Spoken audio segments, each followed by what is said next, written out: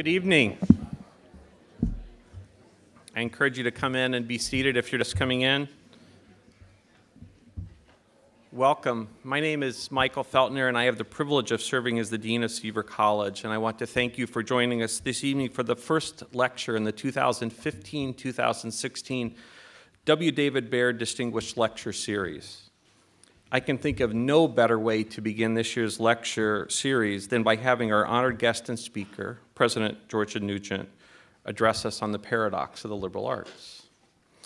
Before beginning this evening's program and introducing Dr. Nugent, I want to acknowledge Dean Emeritus of Seaver College and the individual for whom our lecture series is named, former Dean David Baird.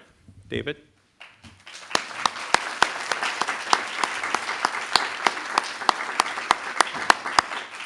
We're glad you could join us tonight.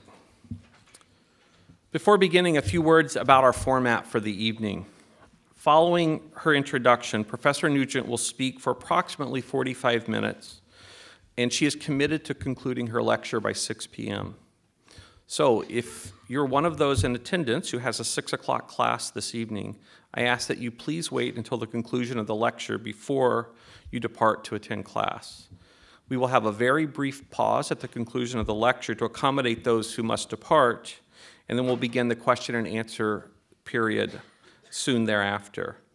However, I encourage everyone who does not have a prior commitment to please remain with us for what I'm sure will be a very stimulating and engaging Q&A session.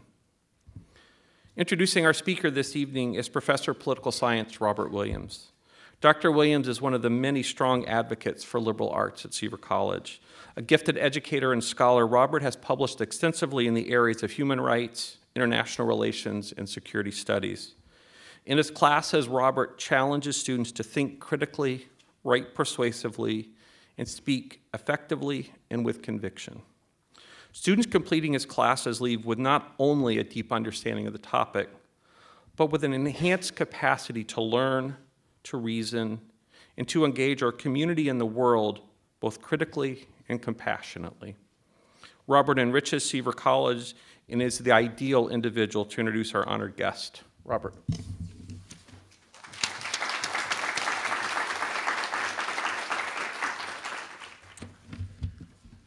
Thank you, Dean Feltner.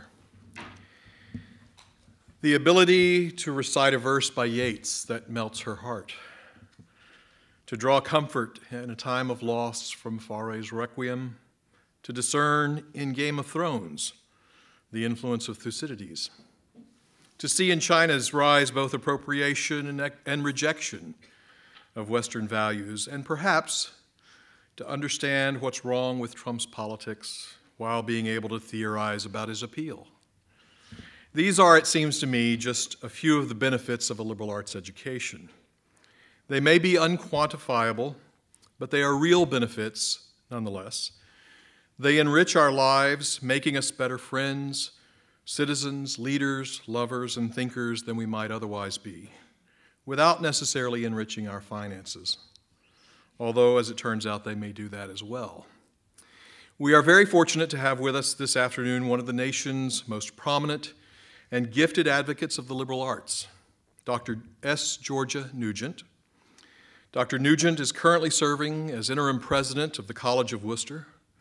From 2003 to 2010, she was president of Kenyon College, one of the leading independent liberal arts colleges in the country. After stepping down from the presidency of Kenyon College, Dr. Nugent was named the senior fellow by the Council of Independent Colleges, a position from which she leads the CIC's campaign for the liberal arts. Dr. Nugent is a distinguished alumna of Princeton University, where she studied classics. She earned her PhD in classics from Cornell and taught at Cornell, Swarthmore, Brown, and Princeton. She was also dean of the Harold W. McGraw Jr. Center for Teaching and Learning at Princeton before being named president of Kenyon College. I had the pleasure of hearing Dr. Nugent speak at Westmont College earlier this year, so I know that we're in for a very stimulating lecture. So please help me in welcoming Dr. Nugent.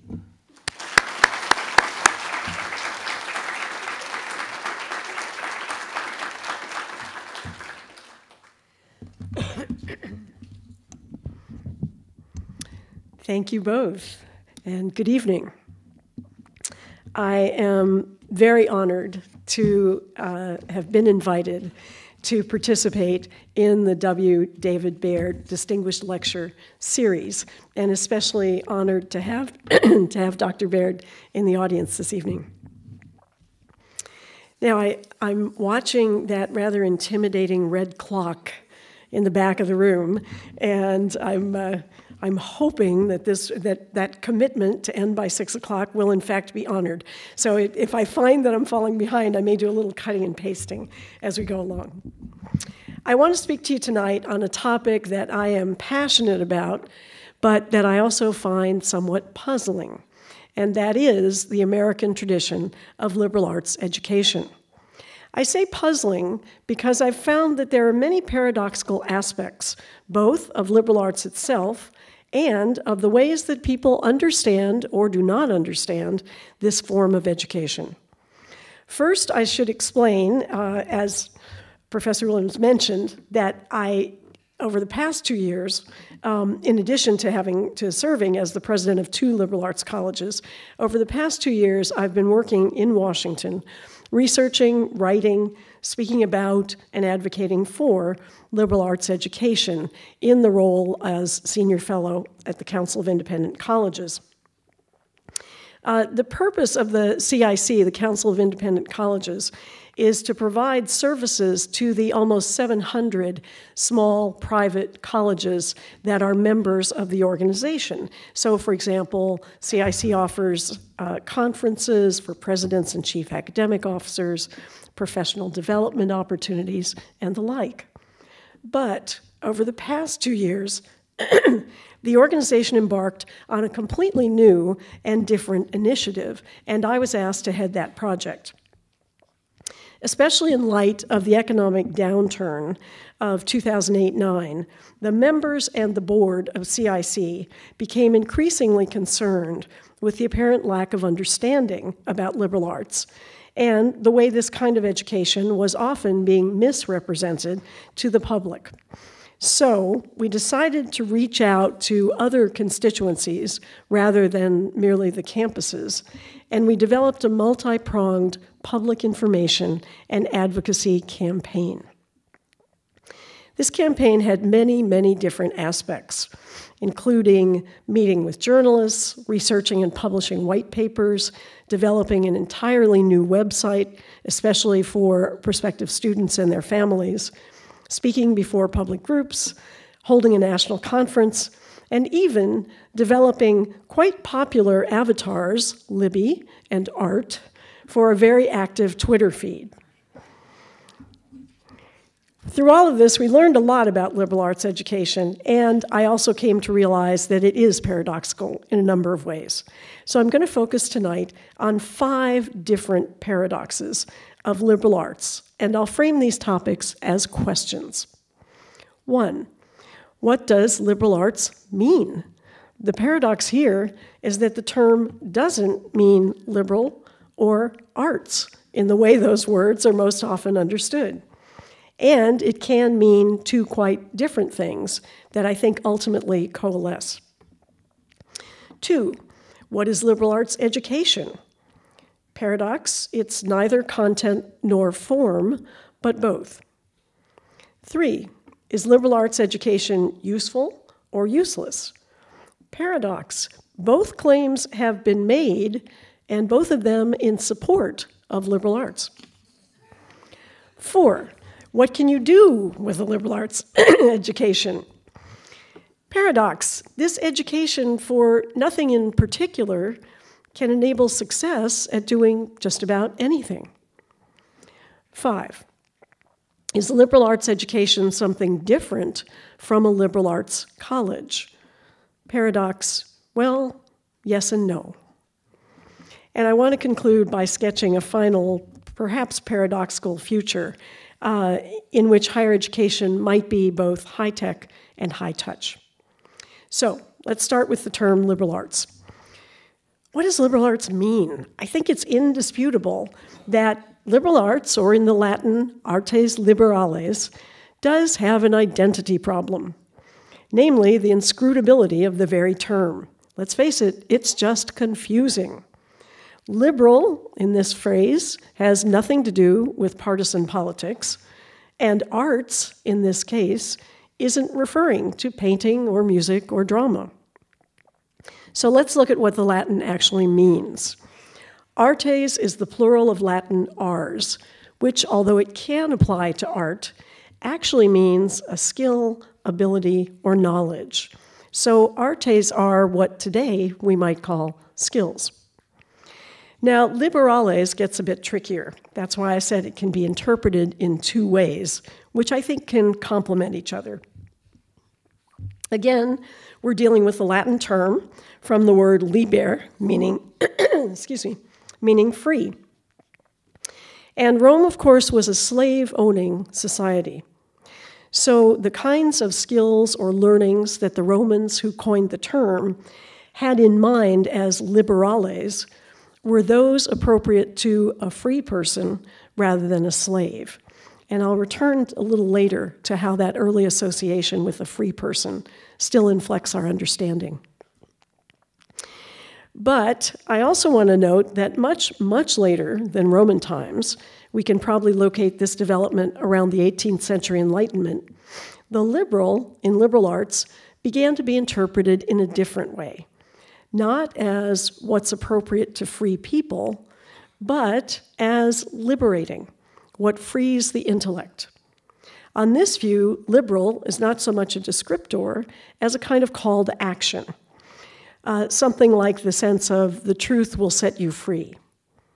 Now, this second, more modern interpretation is a little bit foisted upon the Latin, but both views might have something to contribute to our understanding of liberal arts, in that both emphasize what's so often lost sight of in our own day, namely that there is something beyond a life of labor alone, a life that the Romans would have considered that of a slave. So I would suggest that the Latin phrase artes liberales might be best translated as skills for living fully and freely. Understood in this way, the phrase suggests the potential for a richer and more fulfilling human experience.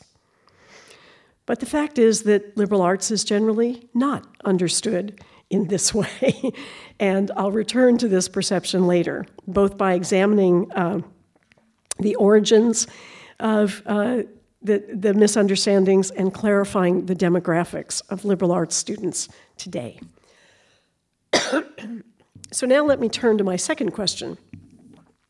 What is liberal arts education?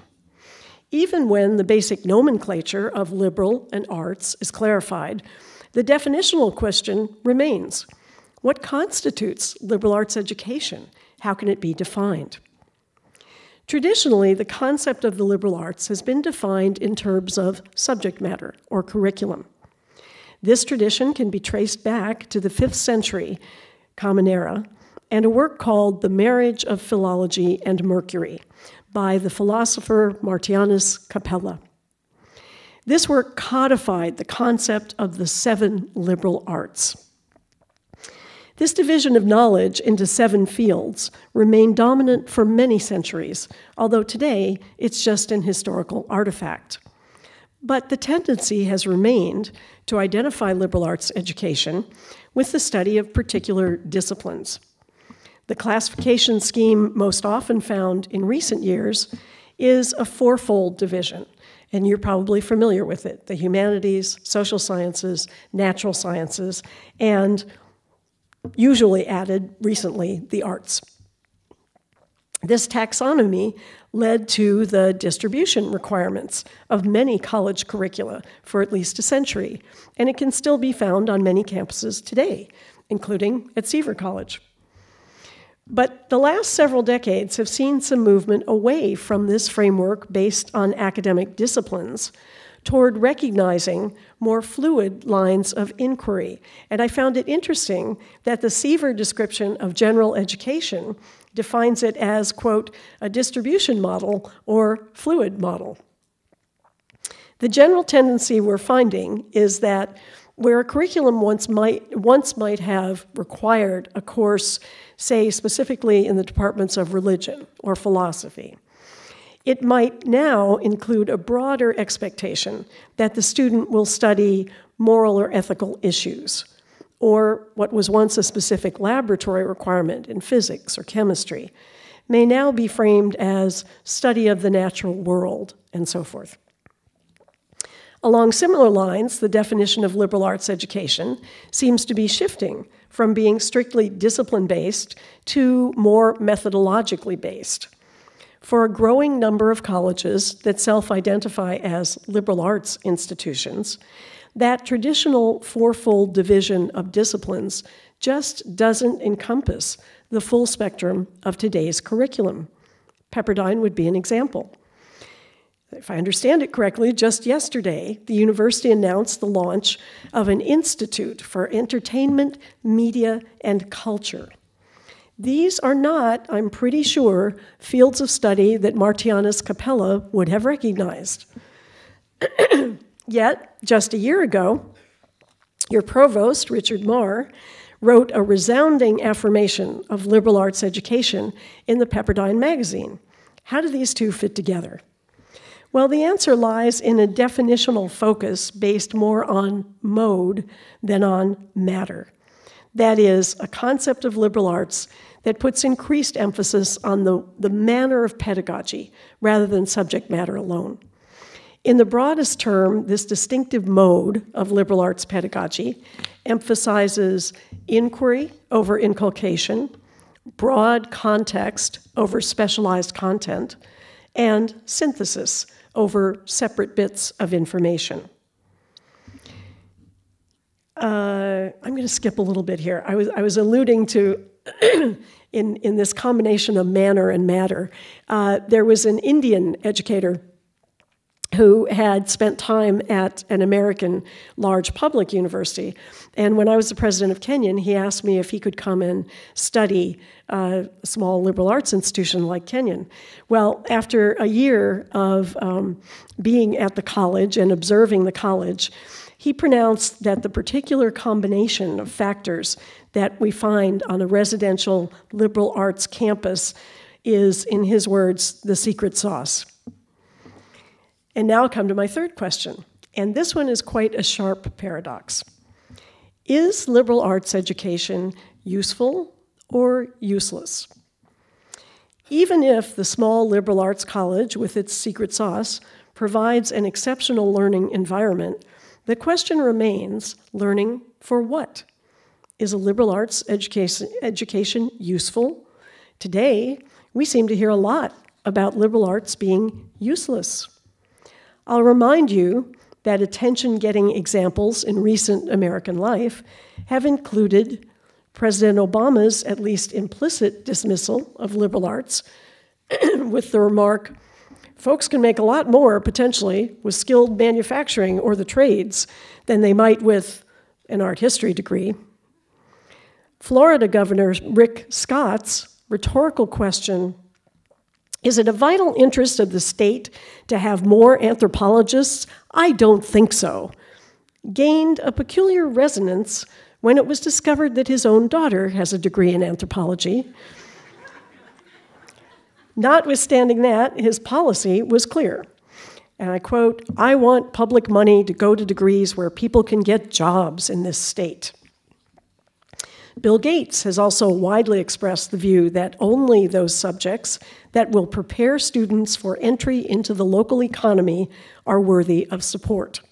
And it seems clear that he, too, incorrectly assumes that the liberal arts are not among those subjects. Actually, I've always found this assumption, that liberal arts learning is the antithesis of professional preparation, one of the strangest and yet most persistent paradoxes. The American Liberal Arts College was, surely, founded on the principles of the artes liberales, those studies that are intended to develop the highest human capacities. But the original colonial colleges were also clearly professional schools. They were explicitly founded for the purpose of educating the pastors who would be needed in this new world. The curriculum of the earliest liberal arts colleges like Harvard or Yale, which consisted almost exclusively of the study of Hebrew, Greek, and Latin, was not established because these languages would expand the mind or were esoteric. Rather, these languages are the prerequisites for reading and being able to explicate the Old and New Testament scriptures. They are the necessary toolkit for the minister. We might think of them as the 18th century equivalent of learning to code today.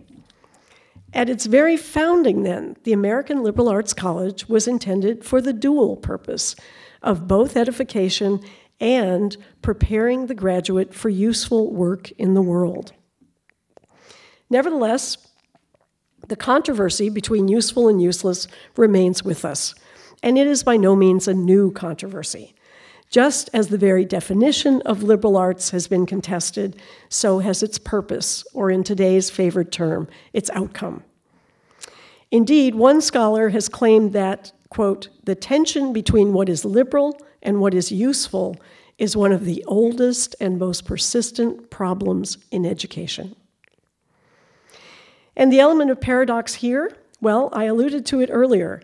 Historically, for some, useless has been understood as a condemnation, but for others, it's actually an approbation.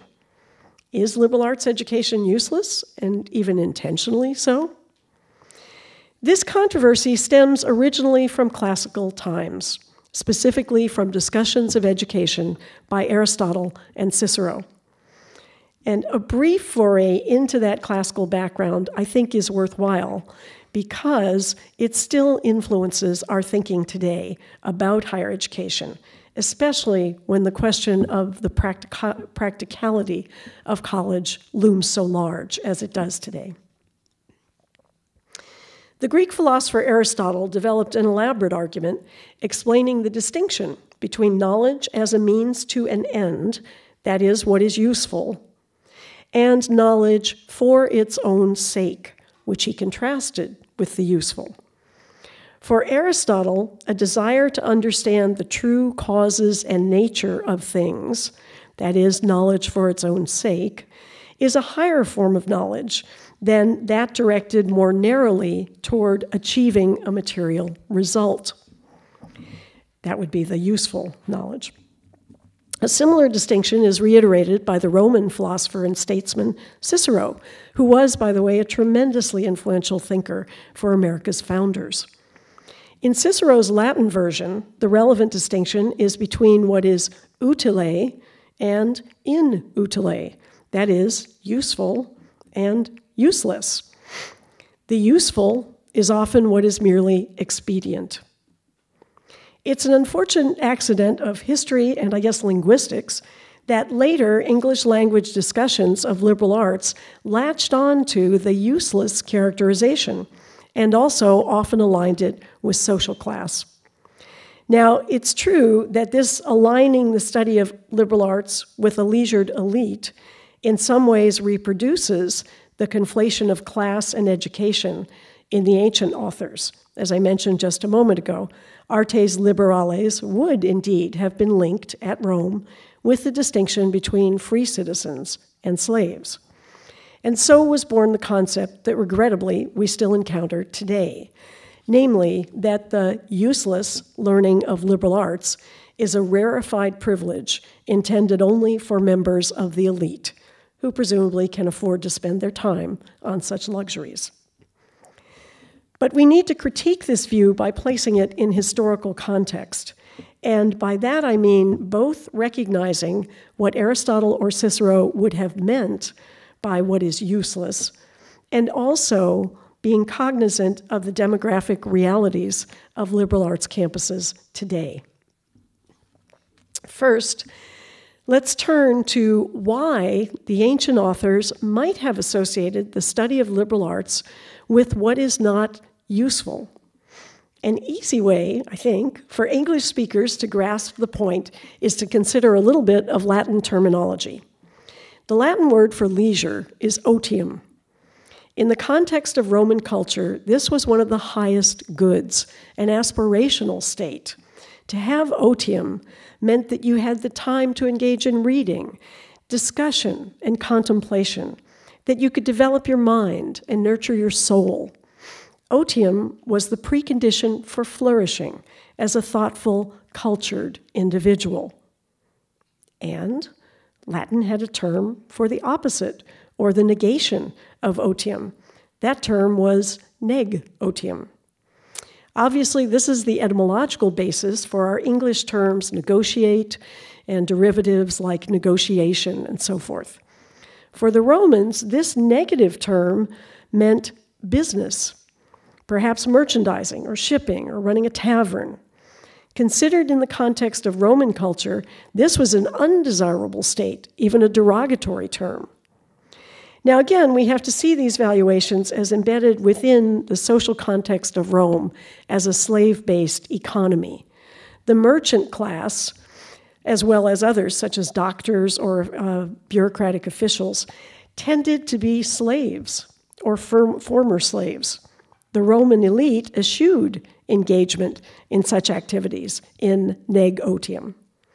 But the point for our purposes is that for Aristotle or for Cicero, to claim that education was useless was actually to accord it the highest status. The artes liberales were useful for the cultivation of the human being's greatest capabilities, rather than for the mere acquisition of low-level skills. And briefly, Greek actually presents a similar case. The Greek term for leisure is skole. Again, the etymological implication is clear. This is the word from which we get school. So for both the societies of Greece and Rome, learning is associated with leisure. In the context of these cultures, we can recognize the alignment of liberal arts education with what it is to be a free person. In our contemporary context, it's that alignment that offers, or should offer, a particular resonance and relevance to us, an American society founded on democratic principles, even if those principles weren't fully realized until the abolition of slavery. Today, the American Liberal Arts College embodies a commitment to democratic principles in very concrete, meaningful ways. In particular, the liberal arts colleges, once the province of affluent white males, have dramatically increased access for students from a wide range of family, educational, and economic backgrounds. The smaller private college sector enrolls about the same proportion of minority students as do public universities, about 1/3 of the student body, and actually a slightly higher proportion of low-income and first-generation students. In fact, an argument could be made that the liberal arts education, which once might have been reserved for the elite, is today proving even more valuable for those who were not traditionally considered elite, offering pathways to social mobility for students who have been underrepresented in higher education in the past. Not only has enrollment in private colleges become as diverse as in public universities, but it has also led to greater rates of success for Black students, Hispanic students, and low-income students, all of whom graduate from private four-year colleges both at higher rates and more quickly than they do from public universities. And a diverse student body is assisted in attending college by the college's own commitments to financial aid. As well, a higher proportion of first-generation and low-income students, approximately 1/3, graduate with no student loan debt from smaller private colleges. Probably not a statistic you're going to see in the New York Times. So, although the persistent stereotype associating liberal arts education with an elite class does have an historical underpinning, it is not an accurate representation today. So let me turn next to a question that I would guess many of you in the audience, whether you're students or faculty members or administrators, have heard many times. I know I have. And that is, what can you do with a liberal arts degree? Now, success is in many ways an elusive concept, defined in the eyes of the beholder. But in some instances, remarkable success or achievement comes to a defined set of individuals. For example, there are a fixed number of American presidents, United States senators, MacArthur Genius Award recipients, or Fortune 500 CEOs. Within that kind of closed set, how do liberal arts graduates fare? In considering that question, it's important to remember that today, fewer than 5% of college goers attend what we would call liberal arts institutions. So let's look at the data in those closed sets of high achievement. Of U.S. presidents in the 20th and 21st centuries, the era when college going really took hold in America, of those recent U.S. presidents, 21% graduated from small liberal arts colleges. And if we include the study of liberal arts, independent of the type of institution, a question I'll return to a little later, then 73 of our presidents had undergraduate degrees. 73% had undergraduate degrees in liberal arts fields. Currently, almost 90 of the 100 U.S. senators studied liberal arts, and 18 graduated from liberal arts colleges. Among MacArthur Fellows, the so-called Genius Awards for creativity, a recent study showed that 14% graduated from liberal arts colleges. In addition, analysis of both the Fortune 1000 and the Fortune 500 CEOs show that approximately 1/3 have liberal arts degrees. So proportions remarkably disparate from that 5% datum of students who are actually studying liberal arts. Now, these indicators of success, for the most part, take a long view. Obviously, an individual who rises to become a CEO or the president has done so a number of years after graduation from college, and in many cases, obtained additional degrees. Today, public discourse about higher education often takes a very short view. That is, will a graduate be employed directly after graduation? For the first time, an organization called the National Association of Colleges and Employers, NACE, recently produced, after 2 years of development, a study of the outcomes for college graduates in the class of 2014, 6 months after graduation. The widespread belief that college graduates today are unsuccessful in finding jobs is not supported by their data. The NAC report shows that 80% of college graduates are either meaningfully employed or continuing their education within 6 months of graduation. But there is a differential among types of institutions.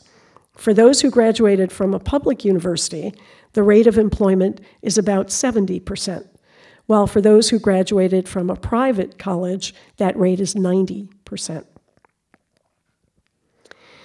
So these data indicate that liberal arts colleges and universities have equipped graduates for long-term success across many fields of human endeavor at a disproportionately high rate, and that even in the short term, liberal arts graduates enjoy positive outcomes. Recently, we've seen a kind of a spate of articles coming out in media outlets like Forbes or Fast Company, which are emphasizing that liberal arts graduates are more in demand in Silicon Valley than technical graduates. And the reason, apparently, is that technical operations are more and more becoming automated, whereas the so-called soft skills of problem solving, communication, and so forth of the liberal arts grad are increasingly valued. So it turns out that this education, which apparently prepares the graduate for no one thing, actually prepares him or her for anything. But still, the, in my view, misguided question persists. What can you do with a liberal arts degree? It was the pervasiveness of this question, in spite of the evidence, that led me to devote a year to organizing a national conference called The Liberal Arts in Action. It took place just about a month ago in Washington on September 17th. The day-long symposium featured a dozen speakers who have had remarkably successful careers in all kinds of endeavor, from a United States Senator to an award-winning young social entrepreneur to a Pulitzer Prize-winning author to, in fact, the president and CEO of the Getty Trust. And they all graduated from small liberal arts colleges. What our speakers had to say about how they had benefited from their undergraduate education and found it, yes, useful for whatever career path they followed, made for an event that was not only illuminating but actually inspiring. And we will be curating portions of that day's activities for posting both on the CIC website and on social media. But what we heard that day was not a surprise, since as part of the CIC campaign, we had turned to alumni of our 600 and plus member colleges and asked them to tell us their stories. And that leads me to my final question, which also led, for me, to the most complex and interesting learning of the campaign project. That question is liberal arts education different from a liberal arts college? It's relatively easy to grasp the distinction between a liberal arts college with its small, often wholly undergraduate student body, and a research university with its graduate student and postgraduate population. But what's the distinction between liberal arts colleges and liberal arts education? Is there really a distinction? If a student majors, let's say, in English or history or philosophy, but happens to attend Harvard or the University of Virginia, is that somehow a different education from that of the physics major at Swarthmore? First, it's important to note that there is evidence for the benefits of a liberal arts curriculum in any context, including large university and community college settings. But the research indicates that there is a difference between the experience of a student at a smaller liberal arts college and the experience of a liberal arts major in, for example, a large research-oriented university. Over recent decades, a number of research studies that explore both the experience and the outcomes of post-secondary education using many different methodologies all point to superior outcomes from small liberal arts colleges, both in terms of students' subjective satisfaction and their objective educational and post-graduation attainment. And I'm going to skip over as quickly as I can here some of this data. There was a study conducted in 2011 with about 3,000 alumni. In each of these cases, they're alumni of a variety of types of institutions, so the public research places, regional colleges, and small liberal arts colleges. So the 2011 study showed, I think, some especially stark comparisons between the experience of students at liberal arts colleges and at flagship public institutions. This was a telephone survey. On the most fundamental issue of just simply college completion, 90% of students at liberal arts colleges graduated within 4 years. At the flagship publics, only 50% did so. Asked whether they benefited from high-quality, teaching-oriented faculty, 80% of liberal arts alumni said yes, compared with 40% of public university alumni. More than 80% of liberal arts alumni agreed that their professors, and I quote, challenged me academically and also personally helped me meet those challenges. So over 80% of liberal arts alumni agreed, compared with fewer than 50% of public university graduates. A second study carried out by the Center of Inquiry in the Liberal Arts at Wabash College completed longitudinal research involving 50 institutions, again across all sectors. This study found that relative to their peers at research universities and regional institutions, liberal arts colleges realized significant advantages in both critical thinking skills and cognitive development. The researchers suggested that, I quote, "A significant part of the cognitive impact of liberal arts colleges may be exerted by their distinctive instructional and learning environments." Well, what are the distinctive elements inherent in the learning environment of a small liberal arts college that might contribute to these positive outcomes? I think most of you are aware of a number of the characteristics that typify this kind of college. Most often it's full-time, residential. There's usually a robust co-curricular student life where the student may participate in athletics or theater or clubs or musical groups and so forth. The smaller colleges also often express an explicit commitment to the formation of character and to an ethical value system, as does Pepperdine. Typically, the student body is approximately 1,000 to 2,000, and this small student body makes possible an intentionally low student-faculty ratio. As a result of this structure, classes are intimate, often seminar and discussion formats rather than large lectures. Faculty are very accessible to students, and personal mentoring relationships are encouraged and easily formed. More and more, research is showing that each of these characteristics has significant and even unique implications for students' learning and developmental experience. And I'm going to skip over this because I want to get to the last section of the paper.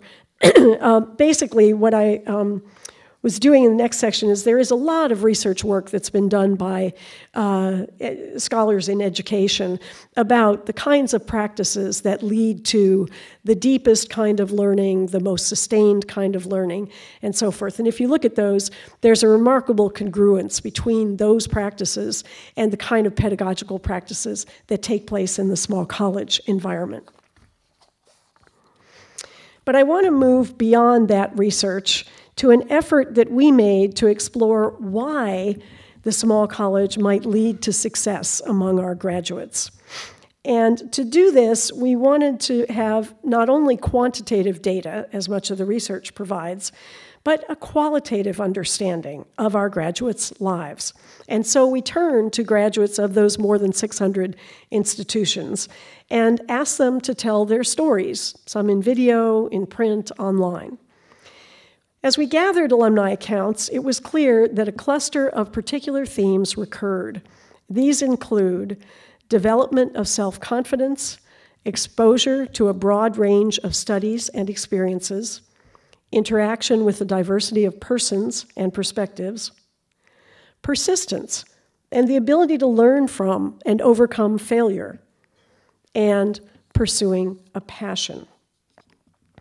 Now, because of an earlier research interest, I noticed a suggestive pattern in these themes. The experiences that liberal arts alumni highlight bear a striking resemblance to research findings on the factors that contribute to creativity, and by extension, to innovation and entrepreneurship. And each one of those factors that I mentioned, the formation of a strong ego and confidence, both show up in the research literature on creativity and were some of the factors that our alumni called out most strongly about what had mattered to them. The broad variety, exposure to a broad variety of fields. This is a concept in thinking about creativity that's been well known for many years, at least since Thomas Kuhn published The Structure of Scientific Revolutions in 1962. That is, the person who has many different exposure to many different kinds of knowledge is more likely to be a creative problem solver. And shoot, I wanted to be able to read you some of the things that our respondents said. Let me pick up a couple quickly. A foreign affairs specialist at the U.S. Department of Defense wrote, "Without classes in philosophy, anthropology, theology, and other fields, I would have been ill prepared to adapt to a rapidly changing career and world." Others wrote about how aspects of that broad-based experience, even outside of the curriculum itself, had contributed to their success.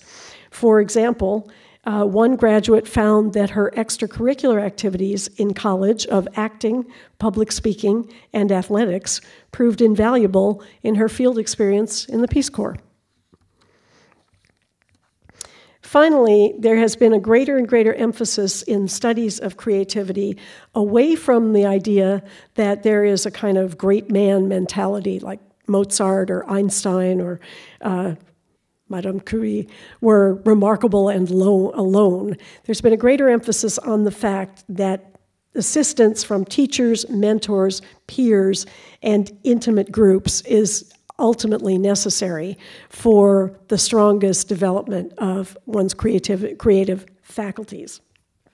And that, of course, aligns with our alumni's experience, where they make very clear that it was the sum of their experiences in college, their curricular, extracurricular, mentoring, coaching, volunteering, etc., experiences that enabled them to excel in later endeavors. And finally, I want to turn to a particular researcher in this field of how the social context contributes to creativity, and that's Teresa Amabile at Harvard. Her group did discover that environmental factors were very important in creative development. For example, they asked a group of research scientists to reflect on their most creative moments, and it turned out that they much more frequently mentioned environmental factors, the folks they were working with, the support, and so forth, rather than personal qualities. But the Amabile group also found a second result, namely that while external environment is a major factor enabling the expression of creativity, a task that's carried out purely in response to such external motivators as evaluation or competition and so forth, is unlikely to elicit creativity. Instead, it turns out the most creative work flowed from intrinsic motivation. That is, the likelihood of creative performance in any endeavor is greatest when the person is motivated to undertake the task, and I quote the researchers, for its own sake, because he or she has a passion for the work.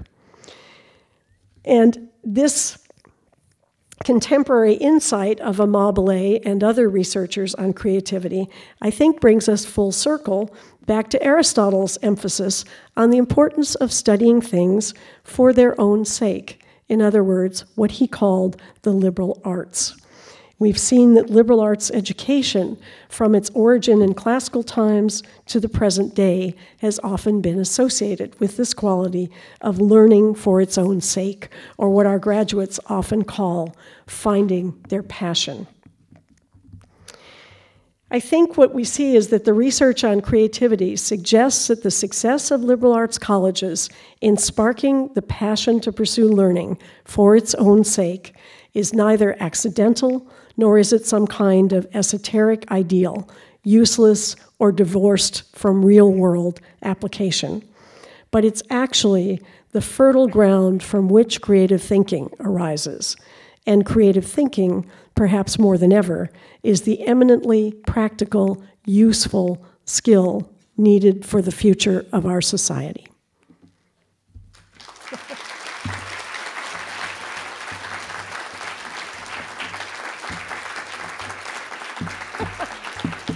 We lost a lot, but that's awesome. So we will take a break for about 2 or 3 minutes to let those who have class at 6 step out, and then we'll begin the Q&A in about 3 minutes.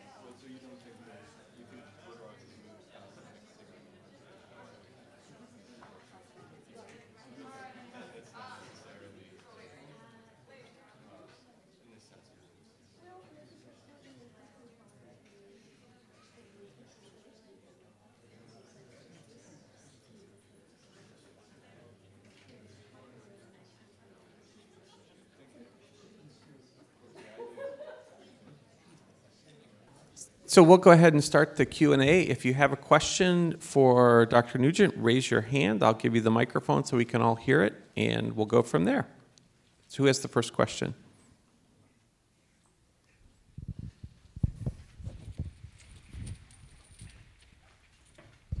I'm intrigued by this intrinsic motivation. Has there been research done that determines, to what degree a liberal arts education fosters that versus that kind of student being drawn to liberal arts education from the beginning?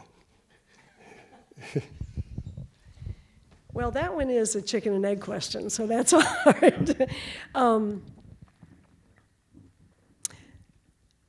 Well, this is a slightly different dimension, but I guess I would say one of the things that I've found intriguing, and that is the final paradox I would probably have introduced in the talk, may be related to this question, and that is that at the very time that in American culture we seem to be stepping away from and undervaluing what was an American creation of liberal arts education.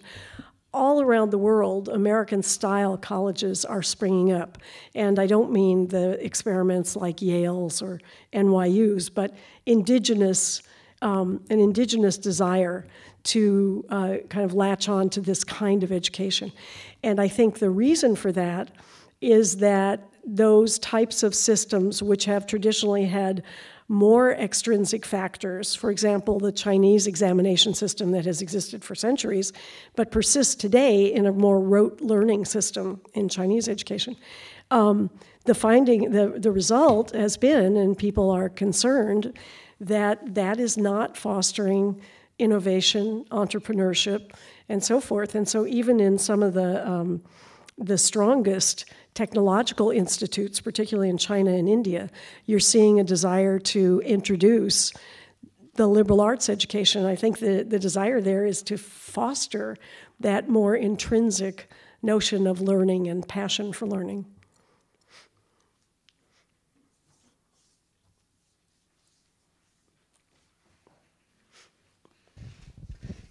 I had a question similar along those lines. It kind of gets a little bit at human nature. But if you're going to hold that the essence of man is a free will, in your opinion and with the research that you've done, is there a moral imperative to design a system or methods like a liberal arts education to properly govern that essence? That's a large question. I certainly was not planning to tackle the major question of free will tonight. But if we did look at that, so I'm not necessarily saying that I hold that, but if one did hold that view, as you're asserting, I would think that there is a bit of a connection there, that in order for that free will to be fostered in a positive direction, that some types of guidance of the kind that particularly obtains in a liberal arts education that does hold that certain values and formation of character should be a part of it. I think there would be a connection there. Yeah. And that's probably related. All colleges in America, before the moral acts of the 1860s, all colleges were founded as denominational church-related colleges. So there has always been that kind of inherent connection between developing the character and the spiritual values of the person and this uniquely American form of education. Once you get the moral acts, which were what founded the land-grant institutions, those explicitly state their purpose as the useful arts, and we're off on a completely different trajectory in American higher ed. Hi, I was wondering what's like the difference between the STEM push and the liberal arts push, because STEM is a really big thing now, and everyone's STEM, STEM, STEM. What about liberal arts? Well, first let me say The first really important thing to understand, which is little understood by the American public, I think, is that science has always been a part of the liberal arts. Aristotle was a scientist. And often today you'll hear liberal arts and sciences. That phrase comes about because there's a lack of understanding that science was always a part of the liberal arts. So per se, there should be no necessary division between sciences and liberal arts. The way that STEM is being pushed, if you will, today, I think many people probably do see a division. And so you see the new term arising, STEAM, right? STEM with the arts, which is kind of getting at the same thing. Again, I would say, so we're fostering today in our public discourse, I think, whether from public officials or pundits or what have you, a purely kind of mechanistic concept of higher education as purely about job training, purely about gathering certain technical skills. Those skills allegedly will be directly applicable to one's career, one's first job, and there's a sort of a not well-grounded assumption that that will be your career for the rest of your life. Well, now this is another paradox we encounter because today is an age when we absolutely know that most people will pass through many different kinds of careers, and yet at the same time, what's being touted to American young people is just learn a single skill, and that will suit you for the rest of your life. So there's a real mixed message coming in there, I think. The other thing I would say, though, about the liberal arts, let's say, versus STEAM, is related to what I said to the young man who came up earlier. In my view, and it's related to an aspect that I mentioned early on about the distinction between defining liberal arts in terms of a certain discipline or in terms of a method of pedagogy. I tend toward the latter. At the most extreme, I would almost say that you could teach anything in a liberal arts frame of mind. And that frame of mind has more to do, as I said, with inquiry, with applying a variety of modes of understanding. I think you can teach almost anything in that way. So there's no inherent reason why the sciences can't also be taught in that way. Oh, and I should mention research that we carried out at CIC. And this has been published, and it's available on the website. The small liberal arts colleges, counterintuitively to many people, are much, much more successful in both producing science graduates and disproportionately successful in producing graduates who go on to earn PhDs in the sciences. So that fact alone would tell us there's no contradiction between a liberal arts mode of education and studying the sciences.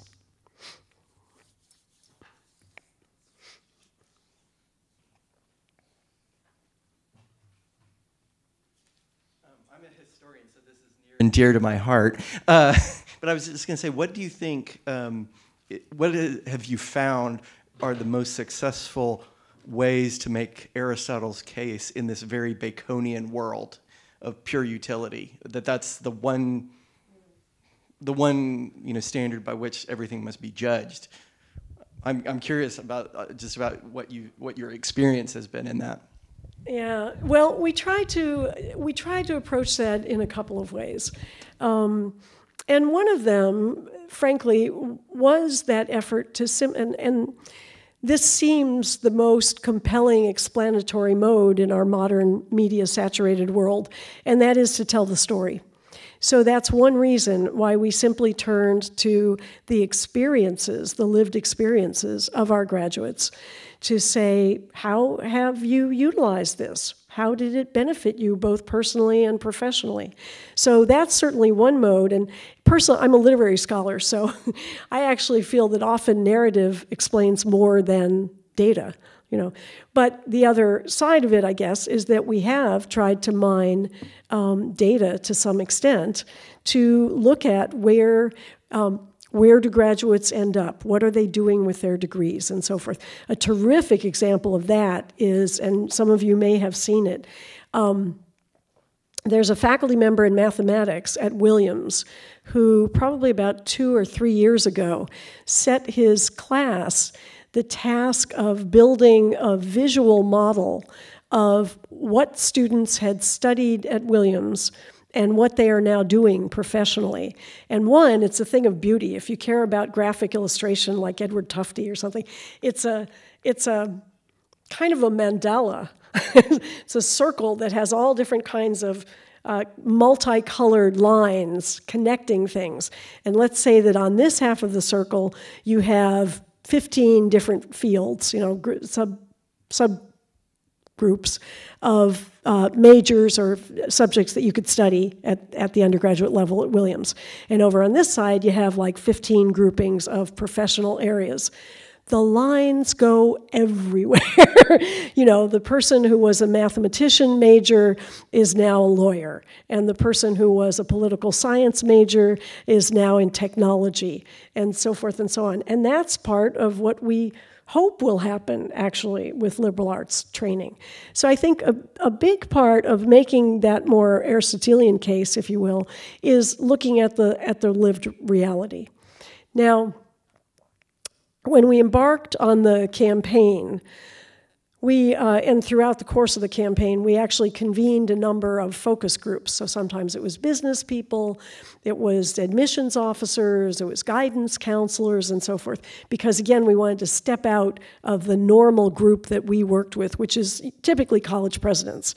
And all college presidents, just like me, are incredible boosters for their colleges, right? So we wanted to talk to other people about their impressions and so forth. And my own view is that I would like to advance the value of liberal arts education because it gives you a more complete, more full, richer life, right? A kind of Socratic argument. And I'm tired of talking about beginning salaries and so forth. What we heard universally from the folks that we met in focus groups was, unless you address the economic concerns, your message will never be heard.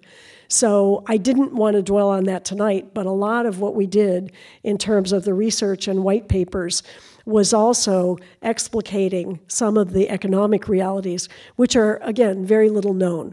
So the New York Times will publish a front page article about some poor soul who somehow managed to amass $200,000 in debt.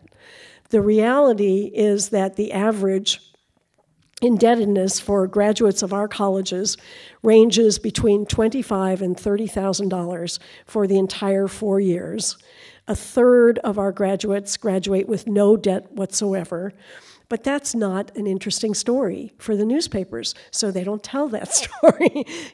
And what I also learned through this experience is the way I formulate it to myself is anecdote trumps averages. So I can say what the averages are till I'm blue in the face, and your neighbor hears one frightening anecdote, and that will be what stays with them, not the reality of what most people are experiencing. So it was a combination of things, trying to address the sort of higher arguments, but also recognizing, and that in part through people's experience, but also recognizing that we have to look at the data and tell the realities there. Yeah. I teach in the history program as well, so and historians stick together. Yes, and I agree with honestly everything that you said. My question is one kind of strategy, and I just wonder if there's any, for the people who are arguing strictly economic return on investment, if there's any ground that people who are in the liberal arts can concede. And this gets lampooned, but there's some majors, honestly, I don't think any of them exist here at Pepperdine, so I'm not throwing anyone under the bus, but majors where you take a class in a little bit of dancing, a little bit of poetry, a little bit of drumming, twirl in a field and write a poem about it. That's sometimes the perception of it. Is there a way in which we as people who are a part of the liberal arts can engage in some self-reflection and maybe say, yeah, we could. There's some things that we can actually do better. Again, as a concession, Right. that I believe I'm thoroughly a part of a discipline that is rigorous. Are there some things where we can say, yeah, these parts of the liberal arts could be a little bit more rigorous than they are, and train people better, although that can also step on toes of people in other fields? Well, that's a good question. Let me address it in a couple of ways. One, again, I would fall back to some extent on actual outcomes. So let us not forget that Carly Fiorina majored in medieval history, that for better or worse, Rahm Emanuel majored in dance. So when you look at the actual outcomes, you will find extraordinary things. The head of the trading floor in New York, the New York Stock Exchange, being a classics major, and so forth and so on. Now, we could say those are anomalous. I don't think they're anomalous. I think that we just don't know all the stories, So I'm not sure that we should make a concession that, if you study poetry or dance or or heaven knows Latin, that's going to be pretty useless in the future. I'm not prepared to make that concession, because I do think that it's all about the way in which you approach that study, whether it's with rigor, whether it's opening up an understanding that often questions are more important than answers, whether it's developing strong skills in communication, both written and oral. Those will apply anywhere, in any profession. So I don't think that it would make sense for us to say, well, certain fields of study are actually practical and others are not. However, I do think there are some other factors that we should take a look at. For example, it's very frustrating in a way to look at the recent history of some of this controversy, and you find that beginning in, I want to say, at least the 1960s, you have every few years a major report coming out, often from groups that were constituted of both academics and business folks, and at the highest levels. And what the reports suggest or advocate over and over again every few years is, yes, major in a liberal arts discipline, whatever it is, but also along the way acquire some basic fundamental knowledge, like how to build a budget, some business knowledge in a sense, how to build a budget, how to read a spreadsheet, how to carry out various activities like that, which again, you might employ across a wide number of fields. And this is not a mystery. This has been a recommendation for decades. But have we done it? Not very much. Recently, I think we do see this happening. A number of very traditional, very pure liberal arts institutions are introducing things like financial literacy courses, whether for credit or not, and so forth. That's probably not a bad idea, to combine some of these skill sets. The concession that I would want, I'm taking your term, I don't know if I want to use that term, that I would want to make is that the pricing model of higher education is crazy. Nobody can understand it. Faculty don't even understand it, let alone parents. I mean, we've gotten ourselves into this insanity where the list price is X and the actual price is half of X, and no wonder that frightens and confuses people. Now, I don't know, I am not an economist of higher education, and I'm a mere Latin teacher, and I haven't seen any of the economists of higher education, Sandy Baum, Mike McPherson, Ron Ehrenberg. None of them, to my knowledge, have extended a solution to this problem. But this is crazy. We've got to get out of this. It's worse than a used car lot. So our families have no idea what they're going to pay, why they're going to pay that. So that is really broken. I think the financial model is broken, and we have to find a way to fix it, and I think part of the problem is that no one is willing to step off that merry-go-round because they're afraid of what will happen to them alone. And were we to try to do it together and say, look, we as colleges are going to change this craziness, Well, as some of you may or may not know, I attempted to begin that conversation in a number of national venues, and the Department of Justice came after me. So they view that as price fixing. So that leaves me not a lot of hope for where we can go. But that is a real problem that the American public is suffering, and it's part, I think, of their disillusionment with us as a sector.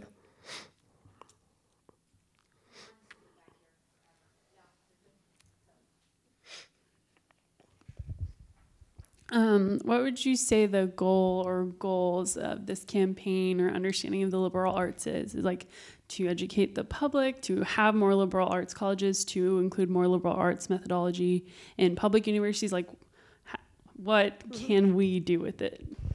Well, the goal for this campaign was the first one that you mentioned, to try and get out beyond the ivory tower, if you will, and speak to the public. Most of us who are in academe, when there's something we really want to say about the academy, what do we think of doing? We write in the Chronicle of Higher Education, which, I mean, nothing could be more preaching to the choir. Very few of us have become the public intellectuals who will be out there more in HuffPost or on television or whatever. And I think we have to speak to the public. So we particularly tried, but the effort has been too small. It needs a lot more funding and a lot more time.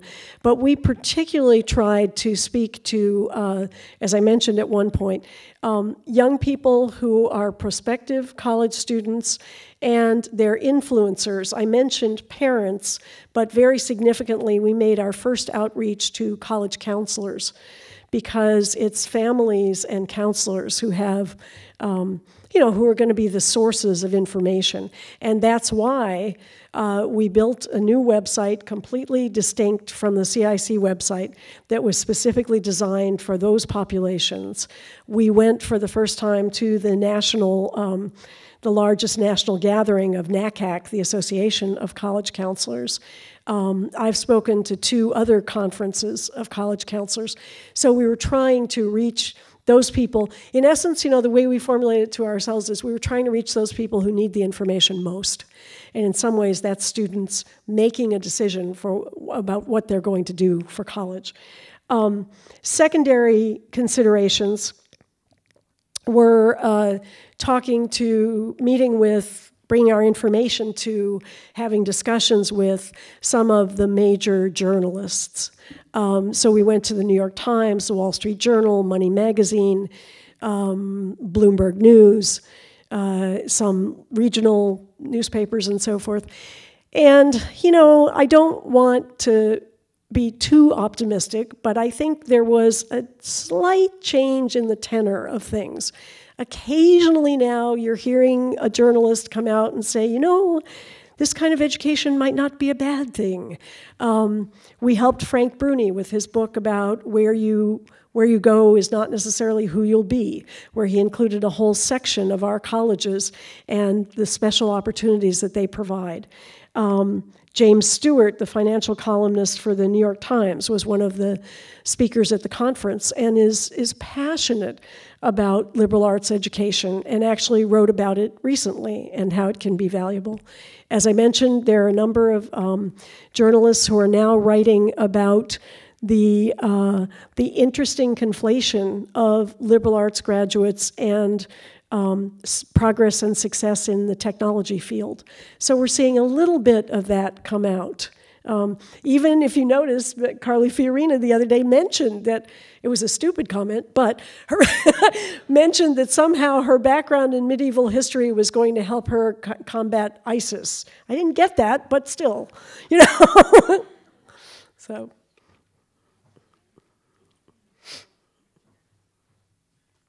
Dr. Nugent, thank you very much for your talk tonight. I'm a philosopher and director of the Great Books program that these 2 in the front are in. And I wanted to just comment on, when you were talking about economics, I thought you were going to go in a different direction. But don't you think that until we have a decent minimum wage and working class and even middle class salaries are able to keep pace. We're not going to have parents, because parents want, in those situations, what's good for their children. They want their children to thrive, and in a democracy that often means materially.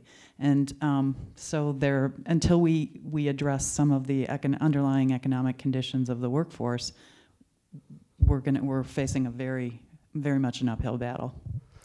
Right. That's certainly an underlying issue, that the real income has not risen. And so people are feeling that pinch more and more. There's sort of two countervailing things there. I think, yes, the middle class, whatever that is today, and one's definition is very fuzzy, the middle class is undoubtedly squeezed.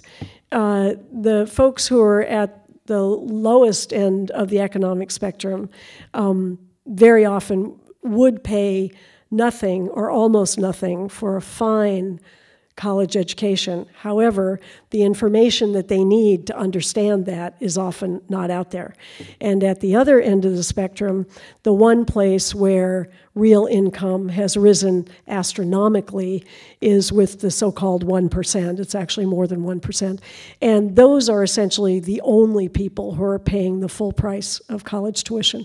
So it's a very lumpy sort of picture. But undoubtedly, the stagnation of real wages is something that's influencing this concern about higher ed. Yeah. Nugent, thank you very much. Thank you. Thank you all for staying.